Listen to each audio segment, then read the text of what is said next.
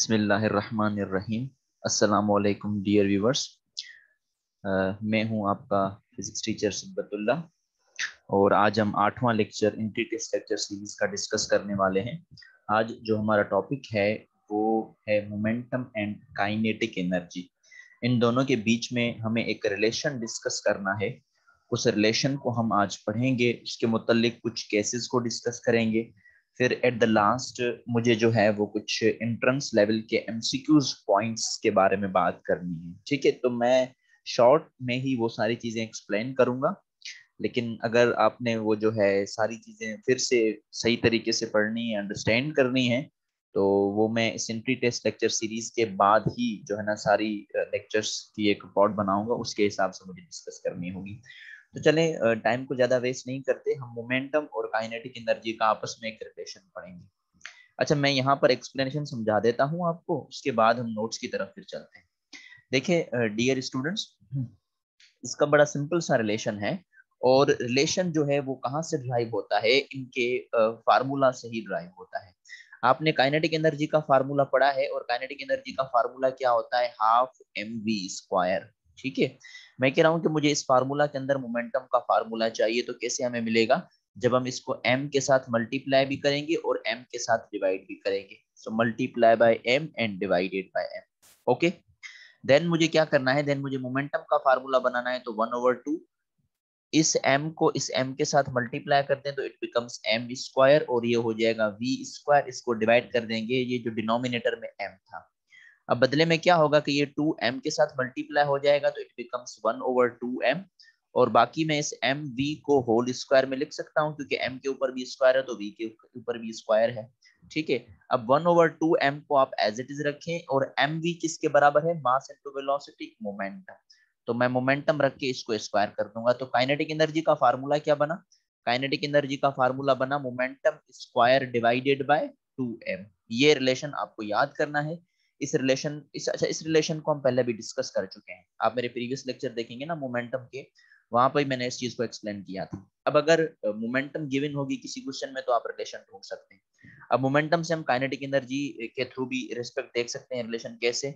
ये 2m divide कर रहा है, इससे आगे क्या करेगा? मल्टीप्लाई। ठीक है, तो मोमेंटम स्क्वायर किसके बराबर हुआ? मोमेंटम स्क्वायर बराबर हुआ 2m। और काइनेटिक एनर्जी को मैं E लिख देता हूँ फॉर सिंप्लीफिकेशन, आपके लिए चीज क्लियर हो जाएगी। स्क्वायर खत्म करने के लिए आप रेडिकल देते हैं, तो मोमेंटम का स्क्वायर रेडिकल में खत्म हो जाएगा, बाकी इसके ऊपर रेडिकल आ जाएगा 2m अंडर रेडिकल E। तो एक एक्सप्रेशन आपने ये जो है वो ध्यान में रखना होगा। एक जो नीचे मैंने काइनेटिक एनर्जी का बताया और अभी जो मैं यहाँ पर मोमेंटम का मैंने अभी आपके सामने एक्सप्लेन कर दिया, ये दो बड़े सिंपल से कॉन्सेप्ट और बड़े इजी से कॉन्सेप्ट आपको याद करने हैं। ये काइनेटिक एनर्जी का रिलेशन है और ये मोमेंटम का रिलेशन है। अच्छा स्टूडेंट्स, यहाँ से कुछ फॉर्मेशन आपने ध्यान में रखनी है। वो कौन सी? कि अगर हम इस m को कांस्टेंट रखते हैं, अगर इस फार्मूला में m क्या होनी चाहिए? कांस्टेंट, है ना। अगर मास को कांस्टेंट रखेंगे तो आप क्या कहेंगे? आप कहेंगे sir kinetic energy depends upon momentum, लेकिन मोमेंटम का स्क्वायर। ठीक है, तो काइनेटिक एनर्जी को मैं E लिख दूंगा और E is proportional to p square. Remember this one, यानी कि जो एनर्जी है वो मोमेंटम स्क्वायर के साथ डायरेक्टली प्रोपोर्शनल है। जैसे अगर मैं आपको कहूं कि भाई मोमेंटम को अगर हम 2 गुना बढ़ा दें, मोमेंटम को अगर हम 2 गुना बढ़ा दें तो एनर्जी कितने गुना बढ़ेगी? उसके स्क्वायर टाइम्स। तो एनर्जी कितने गुना बढ़ेगी? 4 टाइम्स बढ़ेगी। तो ऐसे वो सिंपल से एमसीक्यूज कर सकता है।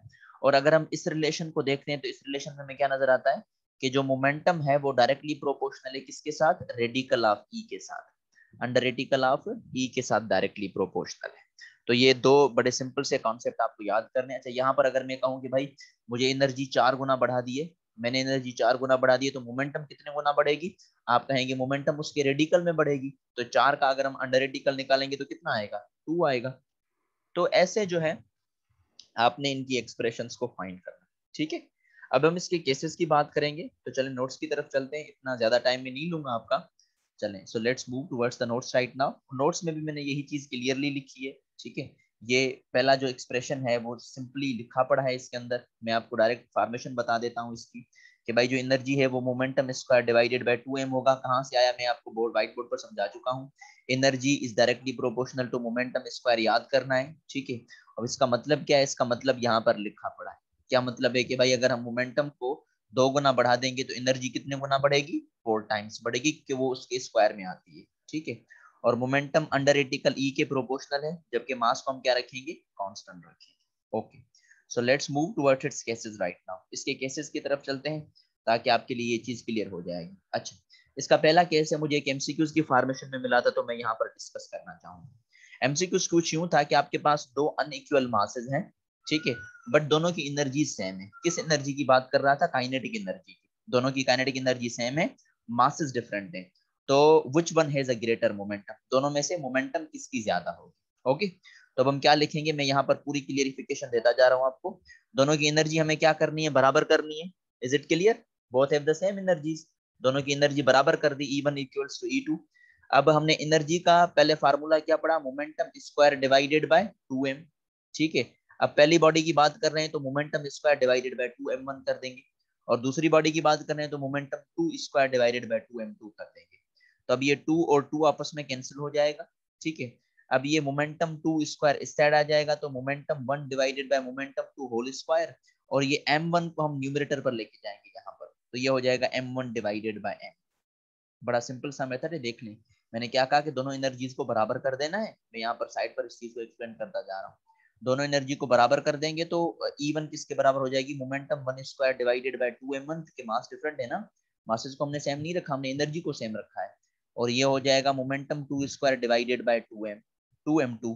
ये 2 खत्म हो गया। अब मोमेंटम स्क्वायर को इस साइड लेके जाए, m1 को उस साइड लेके जाए, तो momentum 1 square divided by momentum 2 square is equal to m1 divided by m2। अब स्क्वायर खत्म करने के लिए हम क्या करते हैं, अंडर रेटिकल देते हैं ना, तो इसके ऊपर भी आप अंडर रेटिकल दे दें, इसके ऊपर भी आप अंडर रेटिकल दे दें, तो इसका स्क्वायर तो अंडर रेटिकल में खत्म हो जाएगा। तो एक्सप्रेशन क्या बनेगा, momentum 1 divided by momentum 2 is equal to under radical m1 divided by m2। इसका मतलब क्या हुआ, देखें, मोमेंटम 1 न्यूमरेटर में है तो मास m1 न्यूमरेटर में है, मोमेंटम 2 डिनोमिनेटर में है तो मास m2 भी डिनोमिनेटर में। It means what, that momentum is directly proportional to under radical of mass. हाँ, मास के साथ प्रोपोर्शनल है लेकिन अंडर रेटिकल में है, तो जिसका मास ज्यादा उसकी मोमेंटम भी क्या होगी, ज्यादा होगी। तो अगर इन दोनों को कंपेयर करें, इन दोनों को कंपेयर करें, आप मुझे बताएं किसकी मोमेंटम ज्यादा होगी, m1 की। That's great. तो आपने ये चीज ध्यान में रखनी है। अब ये एक एमसीक्यूज था, मैंने उसको मोर सिंपलीफाई करके समझा दिया कि जिसका मास ज्यादा उसकी मोमेंटम ज्यादा। इन एक्सप्रेशंस को याद कीजिएगा, मैं आगे चल के इन चीजों को यूज करना है, ठीक है। चलें, तो हम चलते हैं अब नेक्स्ट एक और कंडीशन के ऊपर। और नेक्स्ट कंडीशन क्या मुझे एमसीक्यूज में मिली, वो में ये मिली कि अगर मोमेंटम सेम हो तो काइनेटिक एनर्जी किसकी ज्यादा होने वाली है, ठीक है। चलें फिर अब इसको हम फाइंड कर लेते हैं। ये हमारे पास केस 2 है, ठीक है। उसमें कहता है कि m1 m2 दो मासेस हैं, अनइक्वल मासेस हैं, डिफरेंट मासेस हैं, दोनों की मोमेंटम सेम है। तो यहाँ पर देख लें P1 is equal to P2। अभी हमने मोमेंटम का रिलेशन क्या निकाला था, हमने निकाला था momentum is equal to under radical 2me, है ना।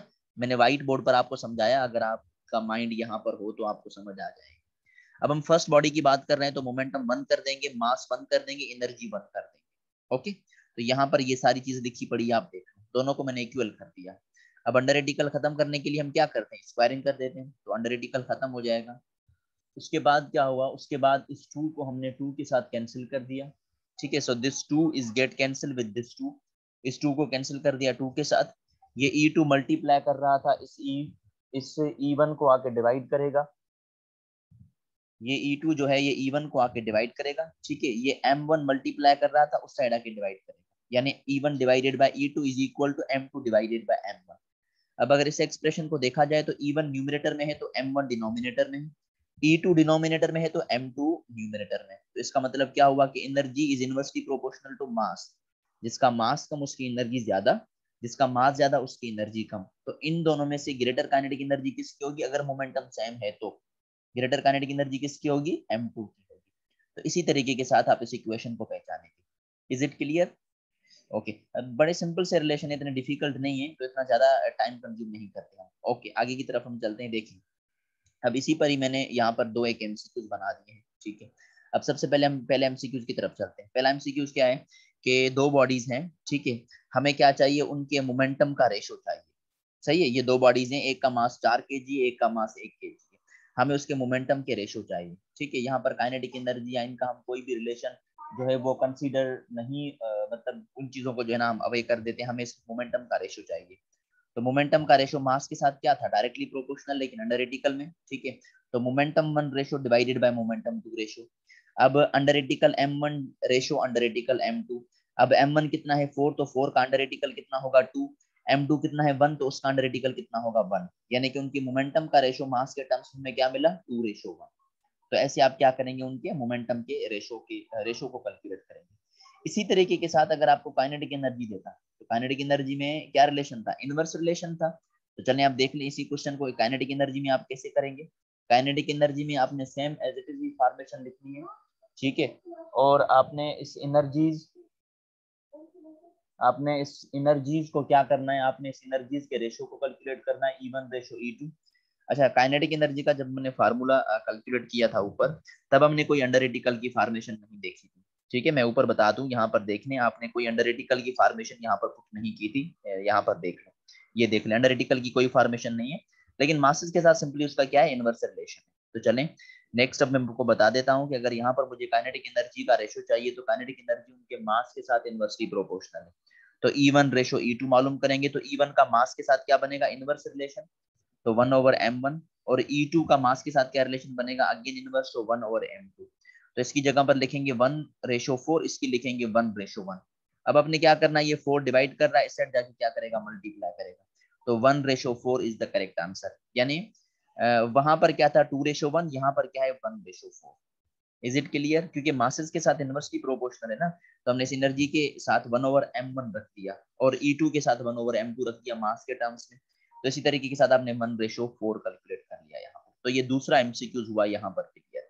अच्छा, ये एमसीक्यूज आपके पास पेपर्स के साथ ही रिलेटेड थे, जो मैं अभी आपके साथ डिस्कस कर रहा हूँ, ठीक है। इसका थर्ड एमसीक्यूज था ये कि at which speed momentum is numerically equals to kinetic energy. कौन सी स्पीड पर जो है वो नंबर वाइज, न्यूमेरिकल का मतलब है नंबर्स, है ना, वो काइनेटिक एनर्जी और मोमेंटम आपस में बराबर हो जाएंगे, ठीक है। तो न्यूमेरिकली कह रहा हूँ क्योंकि मोमेंटम वेक्टर क्वांटिटी है, काइनेटिक एनर्जी स्केलर क्वांटिटी है, तो दोनों को ऐसे तो हम इक्वल कर ही नहीं सकते ना, लेकिन मैं उसके नंबर वाइज कर रहा हूँ कि भाई न्यूमेरिकल कोई ना कोई वैल्यू होगी जिन पर ये दोनों बराबर हो जाएंगे।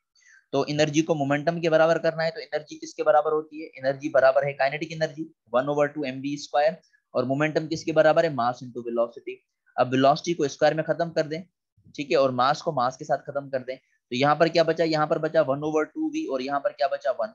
ये डिवाइड कर रहा है 2, इस साइड जाके मल्टीप्लाई करेगा, तो v का आंसर क्या आएगा 2 मीटर पर सेकंड। यानी कि जब स्पीड 2 मीटर पर सेकंड होगी तो kinetic energy numerically equals to momentum, numerically किसके बराबर होगी, मोमेंटम के बराबर होगी। चलें, इस पर हम अगर ये वैल्यू पुट करते हैं तो हम देखते हैं कि भाई हमारे पास आंसर क्या आता है, अगर हम इन क्वांटिटीज के हिसाब से इनकी फॉर्मेशन को अगर सब्स्टिट्यूट करना चाहें तो देख लें। मैं आपको कह रहा हूँ कि अगर हमारे पास जो है किसी भी मतलब पार्टिकल है जिसका मास जो है वो 2 kg के बराबर है, तो इसकी काइनेटिक एनर्जी और मोमेंटम क्या होगी at the speed of 2 metre per second. 2 metre per second पर इसकी काइनेटिक एनर्जी क्या होगी और मोमेंटम क्या होगी। तो काइनेटिक एनर्जी क्या होती है 1/2m, m की वैल्यू कितनी है 2, और v², तो v की जगह पर 2 रख के उसका स्क्वायर कर देंगे, ये 2 खत्म हो जाएगा, तो जवाब क्या आएगा 4 जूल्स, दैट्स काइनेटिक एनर्जी।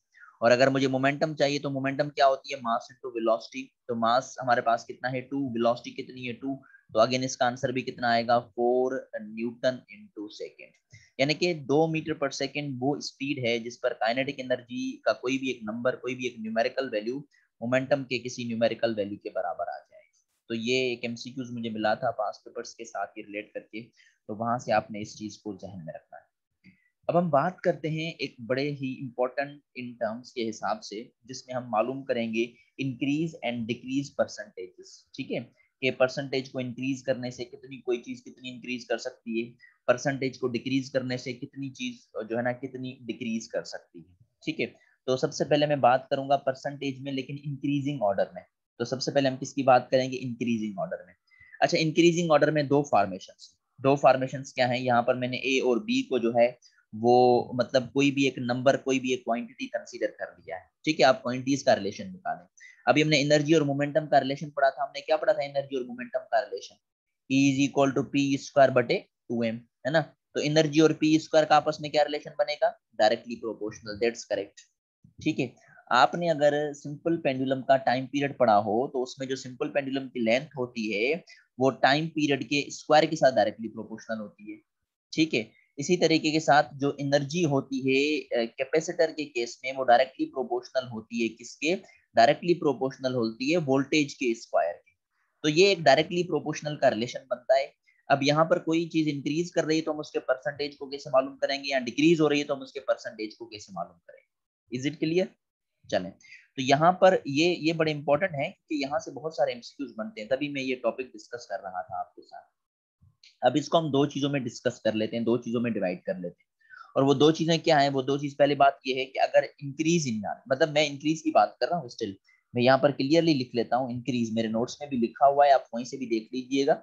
हम सबसे पहले बात कर रहे हैं इंक्रीजिंग ऑर्डर की, ठीक है। लेकिन इंक्रीज कैसे हो रहा है? Less than 10%। अगर 10% से कम इंक्रीज हो रहा है, जैसे बिल्कुल स्मॉल परसेंटेज आ गई, जैसे हमारे पास आ गई 0.2%, जैसे हमारे पास आ गई 0.3%, 0.8%, 1%, 2%, ऐसे।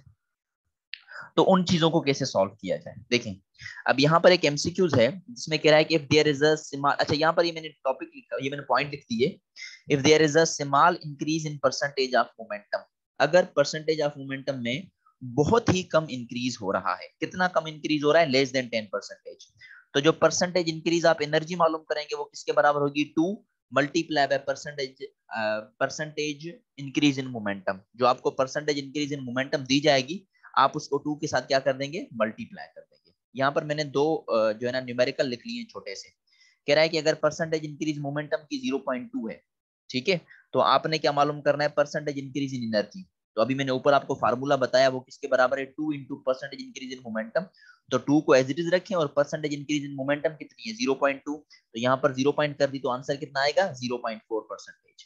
यानी कि अगर मोमेंटम में 0.2% इंक्रीज आ रहा है तो काइनेटिक एनर्जी में कितना आने वाला है? 0.4। अब इसी तरीके के साथ अगर परसेंटेज इंक्रीज इन मोमेंटम 1% आ जाए, तो 1 को 2 के साथ मल्टीप्लाई करेंगे, कितना आंसर आएगा? 2%। Is it clear? तो ये एक रिलेशन है जिसमें हमें मोमेंटम की परसेंटेज गिवन होगी इंक्रीज, तो हम काइनेटिक एनर्जी की इंक्रीज इन परसेंटेज निकाल सकते हैं। लेकिन अगर एनर्जी की गिवन हो, आपने मोमेंटम की फाइंड करनी हो, तो अभी स्क्वायर खत्म करने के लिए हम क्या करते हैं? अंडर करते हैं। तो momentum is directly proportional to what? Directly proportional to under of. ठीक है, तो ये देख लें, momentum is directly proportional to under of. ये जो अंडर है इसको हम 1/2 लिख सकते हैं। तो आपने करना क्या है? ये 1/2 इसके साथ मल्टीप्लाई करते हैं, जैसे वहां पर 2 मल्टीप्लाई किया था, यहाँ पर 1/2 मल्टीप्लाई करना है। तो यहाँ पर मैंने लिखा है if there is a small increase in percentage of energy. अगर परसेंटेज ऑफ एनर्जी में स्मॉल इंक्रीज आ रहा है, कितना? अगेन लेस देन 10%, 10% से कम इंक्रीज हो रहा है, तो परसेंटेज इंक्रीज इन मोमेंटम किसके बराबर होगा? 1/2 percentage increase in energy. Percentage increase in energy को 1/2 के साथ मल्टीप्लाई कर देंगे। जैसे आपको कहे कि भाई एनर्जी में जो इंक्रीज आया है वो 0.2 है, तो परसेंटेज इंक्रीज इन मोमेंटम में कैसे निकालेंगे?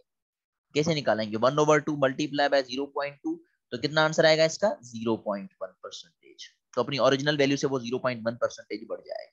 Is it clear? तो इसी तरीके के साथ आपने फॉर्मेशन को पुट करना है, बड़ा सिंपल सा मेथड है। ठीक है, जो पावर होगा वो मल्टीप्लाई हो जाएगा टर्म्स में, लेकिन ये लेस देन 10% है ना, बिल्कुल छोटी सी वैल्यूज के बराबर है। ठीक है, अब अगर हमारे पास बड़ी वैल्यूज हो, जैसे 10% हो गया, 20%, 30%, 40%, 50, तो वहां पर हम कैसे फाइंड करेंगे? वहां पर भी बड़ा सिंपल सा रिलेशन मैं आपको शॉर्टकट्स में बताता जा रहा हूँ। देखिए, अगर 10% से ज्यादा हो जाए और सेम ही रिलेशन हो, जैसे हमारे पास क्वेश्चन है if momentum is increase by 10% then increase in percentage in kinetic energy. तो काइनेटिक एनर्जी की परसेंटेज इंक्रीज में हमने वैल्यू फाइंड करनी है, तो उसका फार्मूला क्या है? उसका फार्मूला है 2n plus n square multiply by 100। तो परसेंटेज में मिल जाएगा, तो यहाँ पर मैं परसेंटेज लिख लेता हूँ ऐसे, 2n plus n square multiply by 100। फार्मूले को ध्यान रखिएगा, 2n प्लस n स्क्वायर। इसमें जो n है वो अगेन परसेंटेज का कॉन्सेप्ट निकाल रहा है, तो n क्या होगा भाई? 10% इंक्रीज हुआ तो 10 डिवाइड बाय 100, तो ये n की वैल्यू है। अगर 20 कहता तो n की वैल्यू कितनी होती? 20 डिवाइडेड बाय 100। अगर 30 कहता तो n की वैल्यू कितनी होती? 30 डिवाइडेड बाय 100। अगर वो 40 कहता तो कितनी वैल्यू होती? 40 डिवाइडेड बाय 100। तो ऐसे आपने चीजों को फाइंड करना है। तो अब यहाँ पर 10% है, तो n की वैल्यू कितनी हो जाएगी? 0। ठीक है, तो अब वैल्यूज पुट करें, 2 एज इट इज रखा, n की जगह पर 0.1, और ये n स्क्वायर तो 0.1 का स्क्वायर कर देंगे मल्टीप्लाई बाय 100। 0.1 का स्क्वायर कितना होता है? 0.01। 2 को 0.1 के साथ मल्टीप्लाई कर दिया तो 0.2। 0.2 प्लस 0.01, आंसर कितना आएगा? 0.21। उसको मल्टीप्लाई कर देंगे 100 के साथ तो कितना आंसर आएगा? 21%। देखें, बड़ा सिंपल सा मेथड है। मैं यहाँ पर साइड से इस चीज को एक मरतबा कर लेता हूँ ताकि आपके लिए ये चीज क्लियर हो जाएगी, और जब तक इसको प्रैक्टिस नहीं करेंगे तो आपको ये चीज समझ नहीं आने वाली ना। एन की वैल्यू कितनी निकाली हमने? 0.1। देखें एन की वैल्यू कितने निकालेंगे? 10 डिवाइडेड बाय 100। ठीक है, तो आंसर कितना आएगा? 0.1। तो परसेंटेज इंक्रीज किस में चाहिए? एनर्जी में। मोमेंटम में गिवन है 10%। तो 2 multiply by n which is 0.1 plus n square, तो 0.1 का स्क्वायर। ठीक है, और मल्टीप्लाई किसके साथ करेंगे? 100 के साथ। तो यहाँ पर लिख लेता हूँ मल्टीप्लाई बाय। ओके, उसके बाद क्या करना है? 2 मल्टीप्लाई बाय 0.1 कितना हुआ? 0.2 प्लस 0.1 का स्क्वायर कितना हो जाएगा? 0.01। Okay, then multiply by 100। 0.2 plus 0.01 कितना आंसर आएगा? 0.21 मल्टीप्लाई बाय 100, तो कितना आंसर आया? 21%। यानी मोमेंटम अगर 10% बढ़ेगी तो एनर्जी जो है, काइनेटिक एनर्जी, वो कितने परसेंटेज बढ़ेगी? 21%। तो ये है एक मेथड इस चीज को सॉल्व करने का। मैंने यहाँ पर जो है वो कुछ लिख दी है, आप इसको डायरेक्ट रटा लगा दें तब भी आपकी मर्जी, लेकिन नहीं तो इसको समझें कि ये कैसे सॉल्व होंगे। चलें अब जल्दी से मेरा साथ दें तो मैं इस चीज को क्लियर करता जाऊं। If momentum is increase bye 20%, तो काइनेटिक एनर्जी कितनी इंक्रीज होगी? चलें भाई जल्दी से इसको सॉल्व करें। सबसे पहले मुझे एन की वैल्यू बताना है, एन की वैल्यू कैसे निकलेगी? करेक्ट, 20 डिवाइड बाय 100, तो कितना आंसर आएगा? यस 0.2। ओके, सो 2 मल्टीप्लाई बाय 0.2 प्लस 0.2 का स्क्वायर करेंगे और मल्टीप्लाई किसके साथ करेंगे? 100 के साथ। तो ये 100 मल्टीप्लाई कर दिया। 2 मल्टीप्लाई बाय 0.2 कितना आएगा? 0.4 प्लस 0.2 का स्क्वायर कितना हुआ? करेक्ट 0.04, और मल्टीप्लाई करेंगे 100 के साथ। ओके, 0.4 प्लस 0.04 कितना आएगा? 0.44। करेक्ट वन, मल्टीप्लाई बाय 100, तो what we got? 44%। Is it clear? बड़ा सिंपल मेथड हो गया, होशियार हो गए आप तो जल्दी में। चलें अब देखें, यहाँ पर मैंने पूरी एक टेबल बनाई हुई है, आप रट्टा लगा दें तब भी आपकी मर्जी। 10% में कितना आएगा? 21% इंक्रीज आएगा काइनेटिक एनर्जी में। 20 में कितना आएगा? 44। 30 में कितना आएगा? 69। 40 में कितना आएगा? 96। 50 में आएगा 125। 60 में आएगा 156। 70 में आएगा 189। 80 में आएगा 224। 90 में आएगा 261। 100 में आएगा 300, और 200 में आएगा 800%। अब आपने करना क्या? आपने कुछ भी नहीं करना, आपने ये जो मैंने टेबल बनाई ना इसको प्रूफ करके देखे एक मतलब। अगर आपको ये करेक्ट आंसर मिल गए तो आपके लिए ये चीज बड़ी क्लियर हो जाएगी। जब तक इसको प्रूफ नहीं करेंगे, रियलिटी ये है कि फार्मूला जहन में नहीं बैठेगा। 2n plus n square multiply by 100। ये कब करेंगे? जब हमें मोमेंटम की परसेंटेज गिवन हो और आपको एनर्जी की परसेंटेज चाहिए। चलें अब अगर इसका रिवर्स हो, आपको काइनेटिक एनर्जी की दी जाए और मोमेंटम की ढूंढे, तो इसको रिवर्स कर दें। कैसे? अगर इंक्रीज इन काइनेटिक एनर्जी 21 होगा तो मोमेंटम में कितना आएगा? 10।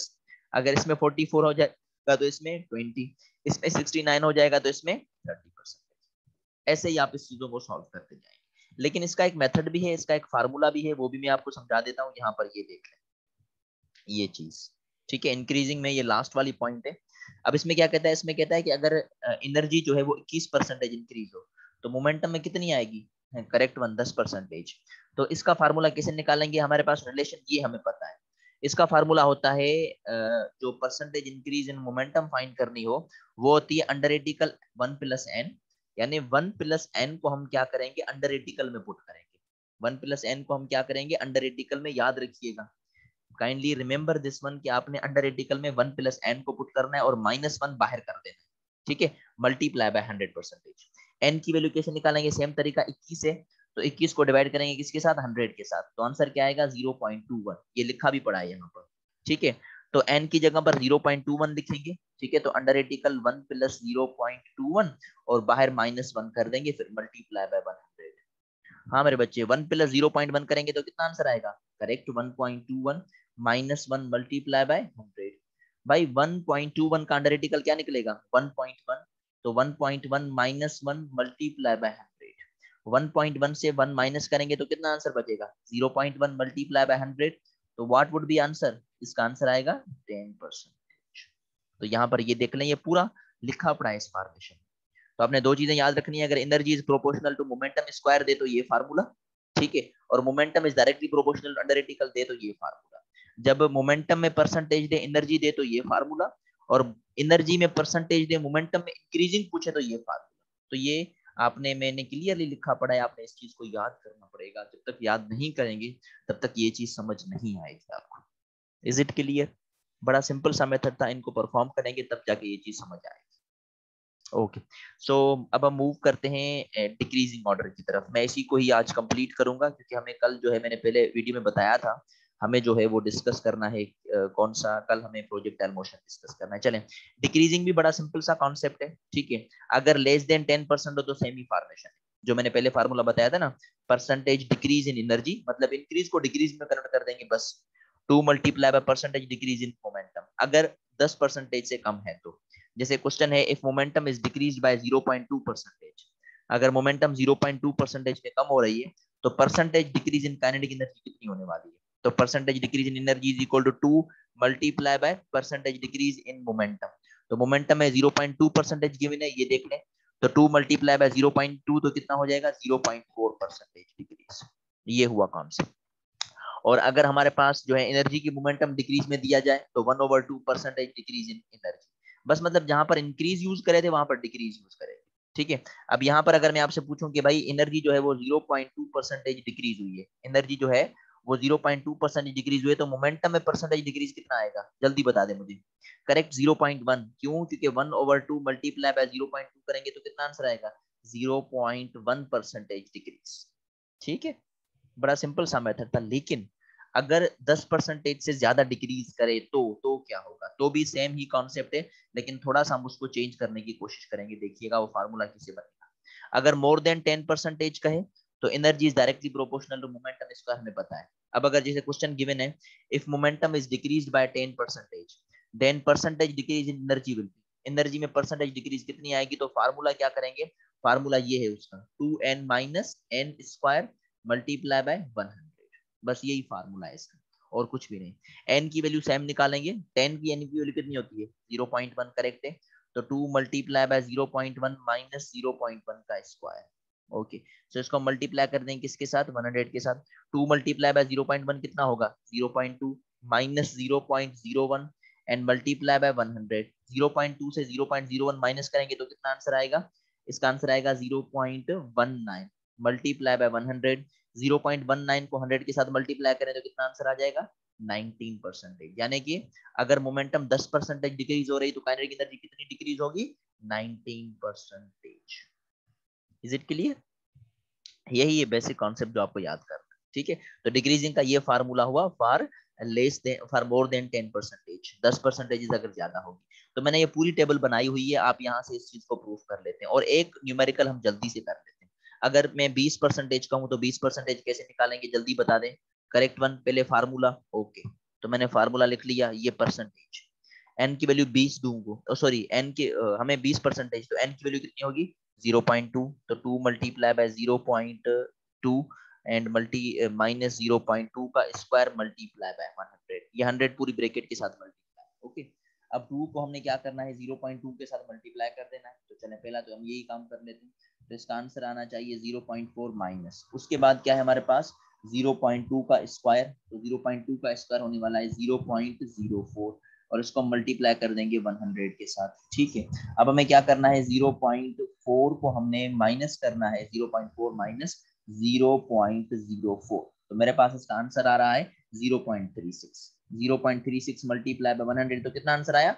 36%। यानी कि अगर मोमेंटम 20% कम होगी तो एनर्जी में कितना डिक्रीज आएगा? 36%। ऐसे ही अभी आपने प्रूफ करना है। 30 होगा तो कितनी आएगा? 51। 40 तो कितना आएगा? 64। 50 तो कितना आएगा? 75। 60 तो कितना आएगा? 84। 70 आएगा तो 91। 80 तो 96। 90 तो 99%। 100 नहीं होगा भाई, 100% डिक्रीज हो गया तो फिर क्या मोमेंटम मिलेगी? फिर तो मिलने ही नहीं वाली। Is it clear? तो ये है बड़ा सिंपल सा कॉन्सेप्ट, जो आपको जो है वो इन्हीं चीजों में क्या करना है? समझना है। आई होप कि आपको समझ आ गया होगा। बड़े सिंपल से कॉन्सेप्ट हैं, बस समझने की नीड है, तभी आप जो है इन चीजों को आगे पुट फॉरवर्ड कर सकते हैं, ठीक है। ओके, आई होप के इसके इसका एक अनदर कॉन्सेप्ट भी रह गया होगा, हाँ ये वाला concept.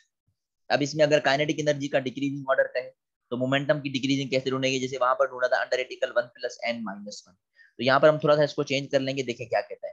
If kinetic energy decrease by 19% then decrease in momentum will be, तो मोमेंटम की डिक्रीज कैसे निकालेंगे? देखें, ये था वो रिलेशन, और फार्मूला क्या बनता है? फार्मूला बनता है ये 1 माइनस अंडर एटिकल 1 माइनस n, तो अंडर एटिकल 1 माइनस n रखेंगे मल्टीप्लाई बाय 100। 19% कहा था, तो 19 डिवाइड बाय 100 का आंसर कितना आएगा 0.19। तो n की जगह पर रखेंगे 0.19, 1 माइनस 0.19 का आंसर कितना आएगा 0.81 मल्टीप्लाई बाय 100। ठीक है, और अगर हम 1 से 0.81 का अगर हम जो है वो अंडर रेडिकल निकालेंगे तो कितना आएगा 0.9। तो 1 माइनस 0.9 का आंसर क्या आएगा 0.1 मल्टीप्लाई बाय 100, तो कितना मिलेगा 10%। भाई आप उसी टेबल को देख लें, आप इससे इस साइड जाएं या इससे इस साइड जाएं, बात तो एक ही है ना। देखें, अगर आपको कहेगा मोमेंटम 10% डिक्रीज हुई है तो एनर्जी 19, अगर एनर्जी 19 हुई है तो मोमेंटम 10, एक ही बात है। अगर मोमेंटम 20 तो काइनेटिक एनर्जी 36, अगर काइनेटिक एनर्जी 36 होती तो मोमेंटम 20 हो जाती। तो ये रिलेशंस आपको जहन में रखने हैं, ये कॉन्सेप्ट आपको जहन में रखने हैं, उसी के बाद ही जो है वो आगे आप इसको कंटिन्यू कर सकते हैं। और मेरी जो है ना वो सजेशन आपको ये है कि आप जितना हो सके इन फार्मूलाज को प्रैक्टिस करें। अगर प्रैक्टिस नहीं करेंगे तो आपको ये फार्मूला समझ नहीं आएंगे।